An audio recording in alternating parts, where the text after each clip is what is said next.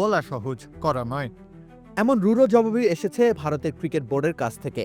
Bangladesh cricket বোর্ডের সাহসী সিদ্ধান্ত নাড়িয়ে দিয়েছে ক্রিকেট বিশ্বকে।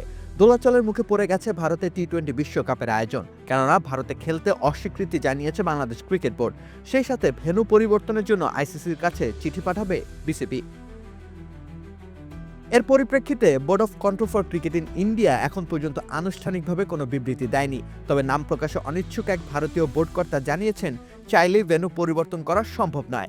ভারতীয় সংবাদ সংস্থা পিটিআইকে সেই বোর্ড কর্তা বলেছেন, কারো খেয়াল খুশি মতো হঠাৎ করে ম্যাচের সূচি বদলে দেওয়া যায় না। খেয়াল খুশি বলে তাচ্ছিল্য করলেও নিরাপত্তা নিয়ে সৃষ্টি হওয়া দুশ্চিন্তাকে নিশ্চয়ই অবহেলা করবার উপায় নেই। ইন্ডিয়ান প্রিমিয়ার লিগের দল কলকাতা নাইট রাইডার্স থেকে বাদ দেওয়া হয়েছে মুস্তাফিজুর রহমানকে। মুস্তাফিজকে ঘিরে বিশৃঙ্খলার সৃষ্টি হতে পারে, পাশাপাশি তার নিরাপত্তার ঝুঁকির মুখে পড়তে পারে। সে কারণে তাকে বাদ দেওয়ার সিদ্ধান্ত নিয়েছে বিসিসিআই। আর এই ঘটনায় বিসিবিকে কঠিন সিদ্ধান্ত নিতে বাধ্য করেছে। একজন বাংলাদেশি খেলোয়াড়ের নিরাপত্তা দিতে অপারগ দেশের মাটিতে নিজেদের পুরো জাতীয় দলকে ঠেলে দেওয়া যায় না। তাছাড়া ঝুঁকির চিন্তা মাথায় নিয়ে অন্তত বিশ্বকাপের ম্যাচ খেলতে নামা সম্ভব নয়। ঠিক এ কারণেই সেখানে খেলতে যেতে নারাজ বাংলাদেশ ক্রিকেট বোর্ড। তবে ভারতীয় গণমাধ্যমের প্রতিক্রিয়া জানানো সেই বিসিসিআই কর্মকর্তা আরও বলেছেন, প্রতিপক্ষ দলগুলোর কথাও ভাবতে হবে। তাদের বিমানের টিকিট, হোটেল সবই আগে থেকেই বুক করা।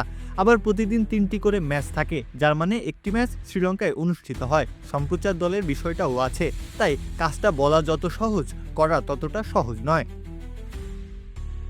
তার এহেন মন্তব্যে একটি বিষয় স্পষ্ট, নিজেদের মাটিতে বাংলাদেশের ম্যাচগুলো আয়োজনে অনড় অবস্থানেই থাকবে ভারত। তারা নিরাপত্তার মতো গুরুত্বপূর্ণ বিষয়কে পাশ কাটিয়ে আয়োজনকে বানাচ্ছে নিজেদের অপারগতার ঢাল। রাকিব হোসেন রুম্মান, খেলা ৭১।